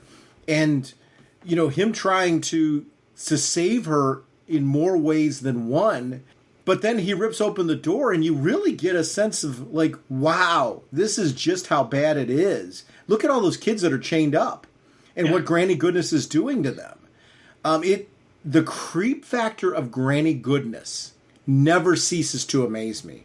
This is a character that is truly, truly dangerous, scary, and creepy. And every time I see this sequence, I'm like, it still stands up and holds the time of being a truly abominable and horrible. And we talk about monsters. It's monstrous is the word that they use in there. Absolutely a monstrous situation. This is one of Darkseid's underlings. Oh, God. And I'll tell you, Granny Goodness is probably the one I know the most about. And I've read the most stories about her and just some of the nasty stuff she's done. And one of the things I love how they really use her. And every story I've read, they use that same thing where, she's torturing them, but it's there's a thing when you're torturing and when you're doing that, where it's that kind of that brainwashing kind of mindset where you're torturing them and then you're letting off a little bit, then you're more, and then it's that on-off torture where the victims start associating the pain going away with Granny, as opposed to the fact that Granny's the one torturing them.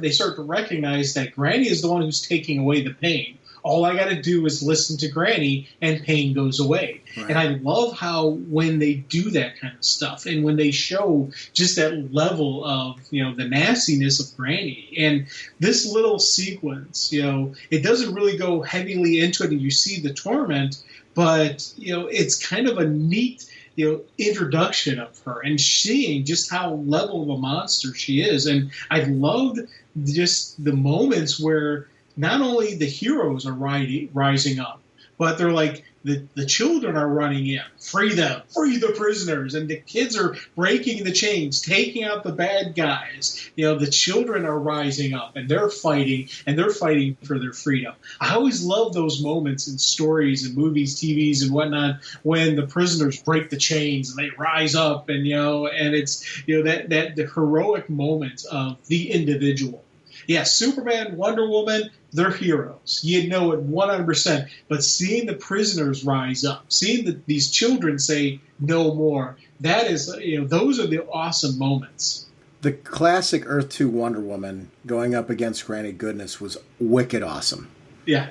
What a great sequence of events there, because we get to see her really step up and fight and go toe-to-toe with Granny Goodness, showing her training, that Granny's whip getting wrapped around her, deliberately wrapped around her bracelet, so that way she can tear it from her hands and gain the upper hand. Granny Goodness only escaping because she knows the place better, but there's somebody else who has that background in Big Barda. I loved how that played out, because you get to know a little bit more about Big Barda, who, if you're walking into this blind, by this sequence, you've got a pretty good idea of who she is and what her background is, but look at the way that she looks at Granny Goodness in that sequence. Yeah. It's like, for years, she went through that kind of programming and recognizes now how evil she was, and what a cool sequence. Oh, God, yeah. And I'll tell you, I love that look of Barda's face. Yep. And the fact that we don't see her putting a beat down on Granny didn't take away anything in my mind. I knew Barda was laying the smackdown, and I love that sequence. I love the look on her face. I love the fact that she's not. There's no dialogue there. There's just a look that tells a bunch right there. And even Granny, you see the look of fear in Granny's eyes. Up until this point, Granny had no fear when she was dealing with all of this. She knew, I'm going to get away. These are my catacombs. There now, I'll be free to the Imperial Palace. No one would dare to. Oh boy, And I love that moment of just that realization. Barda, I forgot you knew about these passages too. And I love that. The Chamber 13 sequence where you get to see Batman and Huntress and Mr. Miracle starting to break in and free some of the prisoners.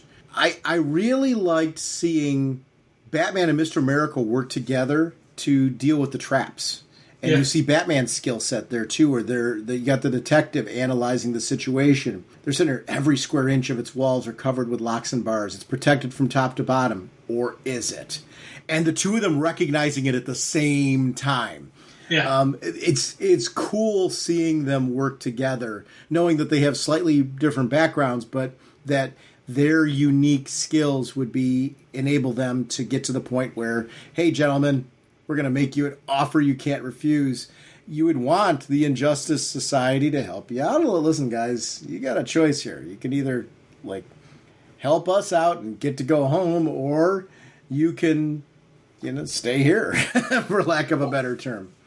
And even the fact that why they have to pull out the Injustice Society. Yep. They need the Fiddler to release the people of New Genesis. Yep. And I thought that, for me, again, a good notation, a good why they're doing this, and even the fact that Huntress is I wonder, do we really want to set them free? Because, again, these are her villains. This is her Earth. She's hey, do we really want to do this?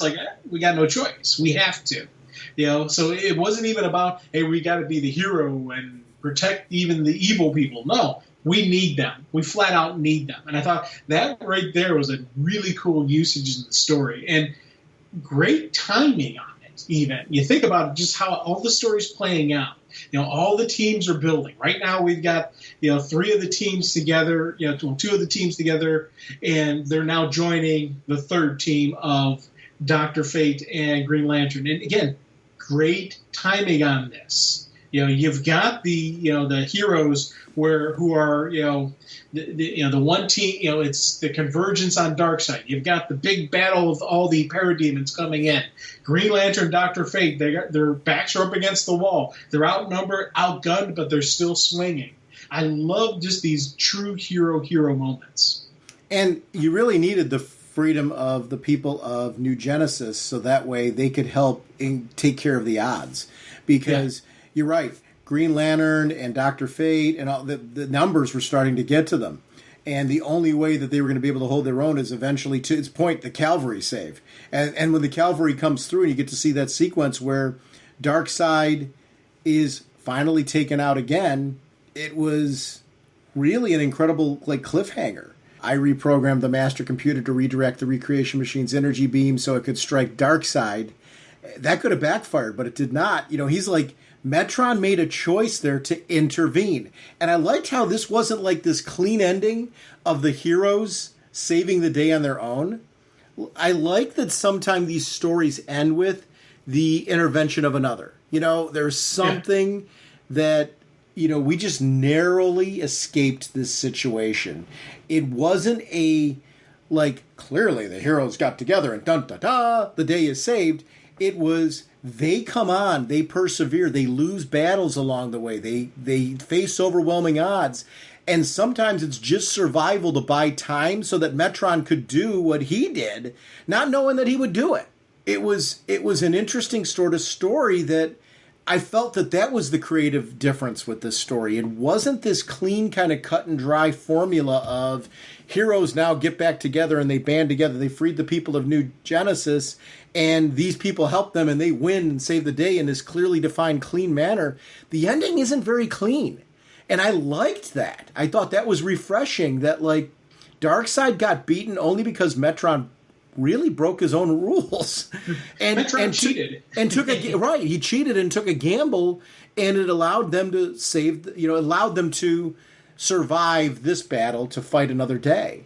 And I liked that ending. I thought it was a really strong ending that left you with this kind of different sort of, wow, we were part of this adventure, but not necessarily the solution alone. We were a part of the solution, but we were not the clearly defined solution to the problem. And I liked that. I really kind of gave you this sense of, oh, all right. Yeah, sometimes you want a nice clean ending. Sometimes you want it to be a little dirty. And I think the dirtier ending here really fit the story. Yeah. Especially because you think back to these last couple pages, the way they really showed the chaotic nature of this battle. You have all this, all these parademons are swarming, and then the New Genesis people come in. You've got the team, your Orion, Power Girl, and Firestorm team attacking Darkseid. There was a lot of just craziness happening. That really it further added to why it wasn't going to be clean cut, because it's setting the tone, the dialogue, the moment. And I thought that, really fit this ending to that. Great story. It was just a great story. And absolutely loved it. I was so thrilled to read it like from a fresh perspective. Where it was a story that was so important to me, but I hadn't read it in years. I mean, I want to say mid-'80s was the last time I've read this story. So to revisit it now and really get a chance to dive into it and see it from a today's perspective, wow! I was so happy at how well this held up, and just how much it felt fresh and new to me again. Epic. I'm glad. This is one of those episodes where I'm so glad we got to do this on the show, because it's a story I never could imagine being able to do this kind of conversation around. Truly one of my favorite stories of all time, and I'm glad. I'm even more thrilled at how much you enjoyed it, because you never know when you bring up things like this. Is this going to be a nostalgia piece where it's all about my experience with the story, or is there going to be something of value for you and then ultimately for listeners who would be reading it fresh? And I'm glad that this story holds up and it's something we can recommend to people. Hey, go read this now. Go read it on the app. Buy the issues, get in a trade, whatever method you prefer. This is a story you're going to want to read and revisit, because it's just a great story. Spinning with great speed, the Flash creates a protective vacuum around himself. I would like to remind everyone about our show voicemail line, 1-440-388-4434, or Dr. Norge on Skype. We love having you part of our show. RagingBullets.com is our show website that feeds into Twitter. It feeds into our Facebook fan page. We are thrilled and proud to be part of an amazing Facebook group community. And thanks to the people that have been joining up, we're starting to notice some more people starting to join up in that Facebook group community. And it's where I go for my news. I stop there first. There's always people putting up links, not just related to DC, to pop culture in general, related to comics and gaming and everything else that you know and love. And it's a safe, fun community, great place to stop off. So thank you to all the people that post there. It's just an amazing community that we're proud to be associated with. The About Us section of our show website has links to how to connect to us through gaming platforms and social media. So it's a great way to connect with us through other methods, and we love connecting with you. We are sponsored, as always, by DCB Service and InStockTrades.com. Jim, what's going on over at DCBService.com? Are you afraid of Darkseid? One shot Halloween special, 40% off, $5.99, and Aquaman: The Becoming, issue 1 of the 6 issue limited series, 50% off, only $1.99. Thank you, DCBS. I'm a big fan of the omnibuses, and over at InStockTrades.com, you can pick up the Justice League of America, the Bronze Age Omnibus Volume 3, that takes you right up to the issues we discussed on this episode, and so much more bonus material. $125 regularly, 42% off, only $72.50. Thank you, DCB Service and InStockTrades.com, for continuing to support our show. Our next episode, Jim and I are going to be back with Superman Son of Kal to talk about that new series. We're also going to talk about the new series Icon and Rocket Season 1. Then the following episode, Jim and I are going to do an in-depth look at the Suicide Squad film. So we got a lot of cool stuff coming to you over the next couple weeks. We will see you soon. Bye. All right, you guys. Are you ready to sing your song? I'd say we are. Yeah, let's sing it now. Okay, this should be fun. Now get ready for your cue. Okay, Sean? Okay. Okay, Jim? Jim? Jim! Okay. Raging Bullets time is here. We talk about what we hold dear. Comic books and TV shows. Superheroes and their clothes. Justice League and so much more. I just love Green Lantern Corps. We talk about the books we've read with spoilers straight ahead.